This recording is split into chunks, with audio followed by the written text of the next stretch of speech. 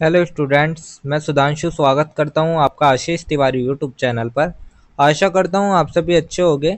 मैं इस चैनल के माध्यम से आप सभी के लिए लेकर आया हूं एक वीडियो लेक्चर सीरीज जो बेस है बीए ऑनर्स पॉलिटिकल साइंस के थर्ड सेमेस्टर के political theory, concepts and debates, राजनीतिक सिद्धांत, अवधारणाएं और विमर्श नाम की एक इम्पोर्टेंट किताब पर, जो कि आपका डीएससी 7 का सब्जेक्ट है।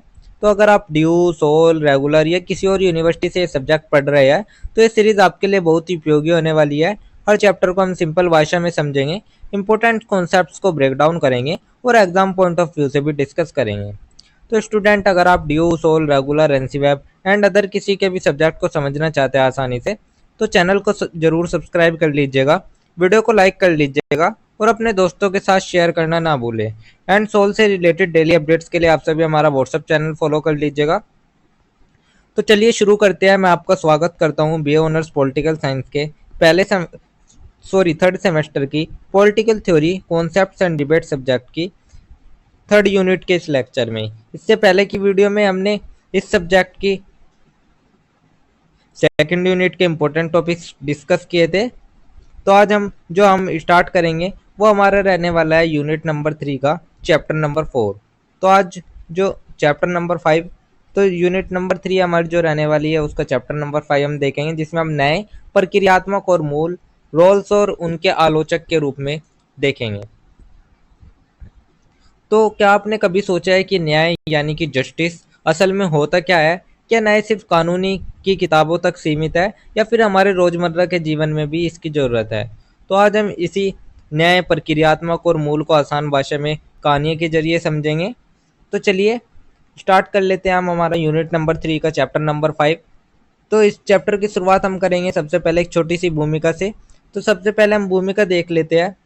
तो भूमिका समझते हैं। न्याय यानी जस्टिस का मतलब समझते हैं। न्याय का मतलब है समाज में संसाधनों, अवसरों और अधिकारों का निष्पक्ष और समान वितरण। तो जो न्याय है यानी जस्टिस है, उसका मतलब समाज में संसाधनों, अवसरों और अधिकारों का निष्पक्ष और समान वितरण। यह लोकतंत्र और नैतिकता की आधारशिला है। तो जो न्याय होता है वो लोकतंत्र और नैतिकता की नींव होती है। और जो न्याय है वो दो रूपों में होता है। न्याय प्रमुख दो रूपों में होता है, एक आपका प्रक्रियात्मक न्याय, दूसरा आपका तात्विक मूल न्याय। तो जब हमारा प्रक्रियात्मक न्याय होता है, प्रक्रियात्मक न्याय यानी न्याय पाने का सही और विपक्ष प्रक्रिया, और जो तात्विक या मूल न्याय होता है यानी न्याय का वास्तविक परिणाम या फिर सार। तो ये हमारी एक छोटी सी भूमिका हो गई। तो आप मान लीजिए एक छात्र है, वो परीक्षा में बैठता है। अगर परीक्षा की जो प्रक्रिया है वो सबके लिए समान है तो यही हमारी प्रक्रियात्मक न्याय होगा। लेकिन अगर उसका जो रिजल्ट है वो निष्पक्ष और सटीक आता है तो वो हमारा तात्विक न्याय कहलाएगा। तो यही थी हमारी एक छोटी सी भूमिका, जिसमें हम न्याय के दो रूप भी देखे। इसके बाद जो हमारा नेक्स्ट टॉपिक आता है वो हमारा आता है न्याय का अर्थ और अवधारणा। तो हम समझ लेते हैं जो हमारा न्याय है उसका अर्थ एवं अवधारणा क्या है। न्याय का अर्थ क्या होता है, उसकी अवधारणा क्या है? तो जो न्याय का सरल अर्थ है वो जो उचित और सही हो। तो न्याय का अर्थ है जो उचित और सही है। तो इसमें समानता, निष्पक्षता, नैतिकता और कानून का पालन शामिल है। तो जो न्याय होता है उसमें समानता, निष्पक्षता और नैतिकता ये सभी शामिल होते हैं। प्लेटो और अरस्तु से लेकर आधुनिक दार्शनिकों ने न्याय को समाज में व्यवस्था और संतुलन बनाए रखने का साधन माना है। तो जैसे कि आप देख सकते हैं, ये हमारे प्लेटो जी है, इन्होंने कहा है, और अरस्तु जी ने कहा है, न्याय समाज में व्यवस्था और संतुलन बनाए रखने का एक साधन है। तो ये हमारे न्याय की अवधारणा और न्याय का अर्थ हो गया। इसके बाद जो हमारा नेक्स्ट टॉपिक आता है वो हमारा आता है न्याय की अवधारणा का विकास।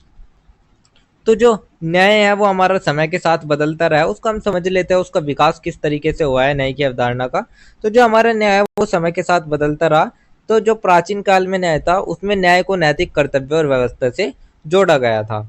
उसके बाद हमारा मध्यकाल आया, उसमें न्याय को धार्मिक नियमों के आधार पर न्याय किया जाने लगा। फिर हमारा आधुनिक काल आया जिसमें व्यक्तिगत अधिकार, लोकतंत्र और समानता पर आधारित न्याय स्थापित हो गया।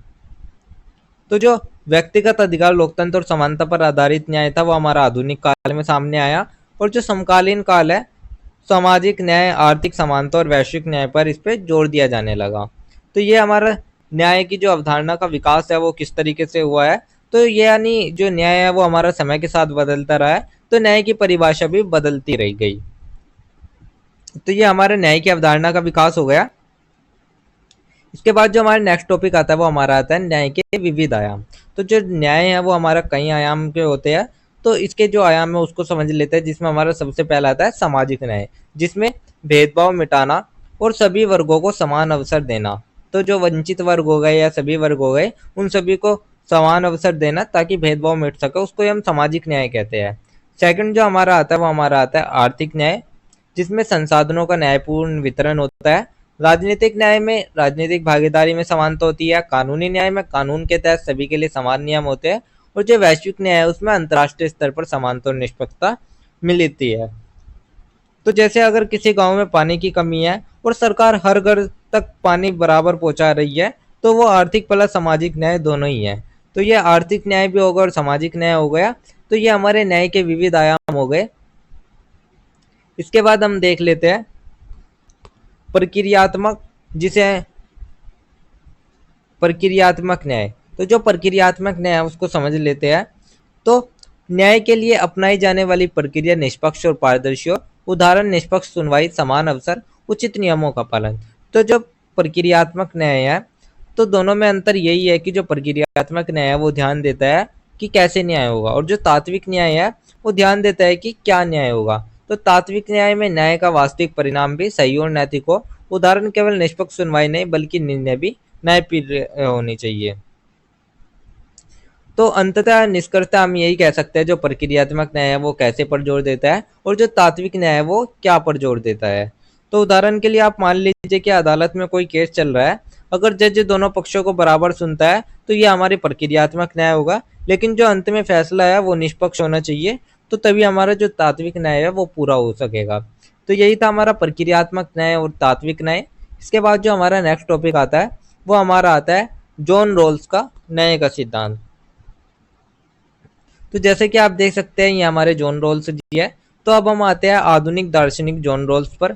तो उनकी जो किताब है ए थ्योरी ऑफ जस्टिस 1971, उसमें ये बहुत ही मशहूर किताब रही है। उसमें उसमें रॉल्स ने दो बड़े सिद्धांत दिया है। एक हमारा समान स्वतंत्रता का सिद्धांत, दूसरा हमारा भेदमूलक सिद्धांत।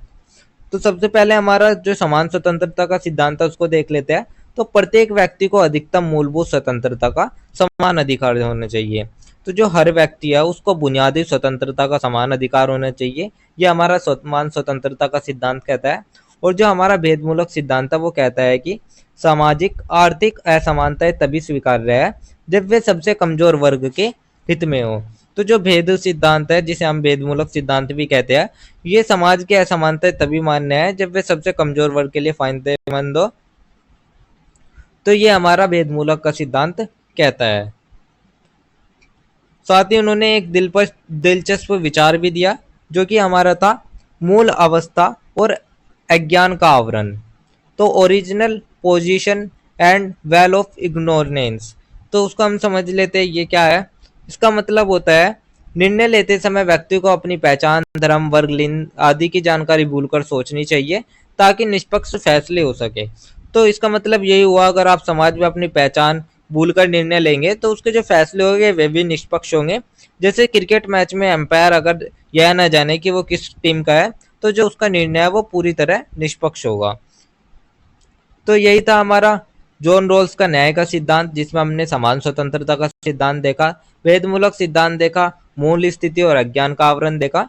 इसके बाद जो हमारा नेक्स्ट टॉपिक आता है वो हमारा आता है रॉल्स के न्याय सिद्धांत की आलोचना। तो जो जॉन रॉल्स का न्याय का सिद्धांत है उसके कुछ आलोचकों ने आलोचना भी करी है। तो जो रॉल्स का सिद्धांत है इस पर हमारी कई आलोचना भी हुई, जिसमें जो सबसे पहले आता है लिबर्टियन आलोचना। रॉल्स की विचारधारा व्यक्तिगत संपत्ति के अधिकार को कमजोर करती है। तो जो रॉबर्ट नोजिक है उन्होंने कहा कि जो ये सिद्धांत है रॉल्स का, ये व्यक्तिगत संपत्ति की स्वतंत्रता को कमजोर करती है। दूसरी आती है हमारी समाजवादी आलोचना। रॉल्स का सिद्धांत पूंजीवादी ढांचे को पूरी तरह नहीं तोड़ता। तो जो समाजवादी आलोचना है वे कहती है कि रॉल्स का जो मॉडल है वो पूंजीवादी ढांचे को नहीं तोड़ता है। थर्ड जो हमारी आलोचना आती है वह नारीवादी आलोचना आती है। तो यह सिद्धांत लैंगिक असमानताओं पर पर्याप्त ध्यान नहीं देता है। तो नारीवादी आलोचना में यही कह जाते हैं कि यह लिंग आधारित असमानताओं को नजरअंदाज कर देता है। फोर्थ जो आई वो वैश्विक न्याय समर्थक आ गई, जिसमें रोल्स का मॉडल अंतर्राष्ट्रीय असमानताओं पर सीमित ध्यान देता है। तो जो वैश्विक न्याय समर्थक है वो यह सिर्फ एक देश के अंदर ध्यान पर देता है, अंतर्राष्ट्रीय स्तर पर ध्यान नहीं देता। ये हमारे वैश्विक न्याय समर्थक ने इसकी रोल्स के न्याय के सिद्धांत की आलोचना की है। तो यही थे हमारे जॉन रोल्स के न्याय के सिद्धांत की आलोचना। इसके बाद जो हमारा नेक्स्ट टॉपिक आता है वो हमारा आता है वैश्विक न्याय का। तो अब हम समझ लेते हैं आखिर वैश्विक न्याय होता क्या है। वैश्विक न्याय को हम समझ लेते हैं। तो वैश्विक न्याय का मतलब है सभी देशों और लोगों के बीच निष्पक्षता और समानता स्थापित करना। इसमें गरीबी, जलवायु परिवर्तन, मानवाधिकार, अंतर्राष्ट्रीय व्यापार और प्रवास से जुड़ी समस्याओं का समाधान शामिल होता है। तो जो वैश्विक न्याय है उसका असली मतलब यही होता है कि सभी देश और लोगों के बीच समानता और निष्पक्षता स्थापित हो सके। साथ ही गरीबी, जलवायु परिवर्तन, मानवाधिकार, अंतर्राष्ट्रीय व्यापार और जो शांति जैसी बातें होती है वे सभी वैश्विक न्याय में शामिल होती है। वैश्विक न्याय के लिए संयुक्त राष्ट्र, WTO, WHO जैसी संस्थाएं कार्य करती है। तो जो संयुक्त जैसे कि संयुक्त राष्ट्र, united nations, WTO world trade organization, WHO world health organization जैसी जो संस्थाएं हैं वे सभी वैश्विक न्याय के लिए ही काम करती है ताकि जो विश्व है उसमें वैश्विक न्याय स्थापित हो सके। तो यही था हमारा वैश्विक न्याय। इसके बाद हम हमारा एक छोटा सा निष्कर्ष देख लेते हैं चैप्टर का।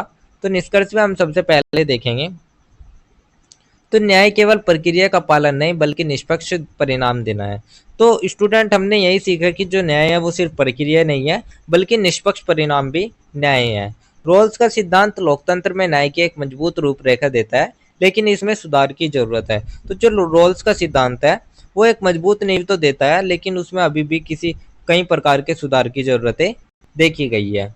तो आज के समय में न्याय का दायरा स्थानीय से वैश्विक स्तर तक बढ़ गया है। वास्तविक न्याय के लिए समान अवसर, समान अधिकार और वंचितों की सुरक्षा जरूरी है। तो असल न्याय वही है जहां हर इंसान को समान अवसर, समान अधिकार और सुरक्षा मिल सके। तो यही जो न्याय है ये लोकतंत्र की आत्मा माना जाता है। तो यही था हमारा एक छोटा सा निष्कर्ष जिसके साथ जो हमारा चैप्टर नंबर 5 है यूनिट नंबर 3 का वो हमारा यहीं पे कंप्लीट होता है। तो यही थी हमारी थर्ड यूनिट। इसमें हमारा टोटल एक ही चैप्टर था, चैप्टर नंबर 5। तो ये थी थर्ड यूनिट जिसके इंपॉर्टेंट टॉपिक्स मैंने आपको शॉर्ट्स में एक्सप्लेन कर दिया है।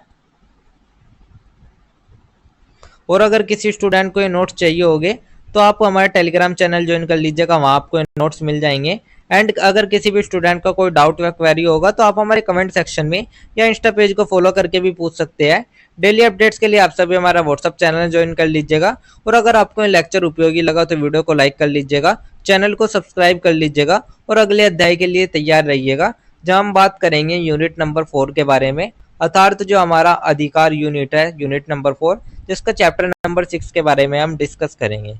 तो आप सभी का बहुत बहुत धन्यवाद। आपका दिन शुभ रहे।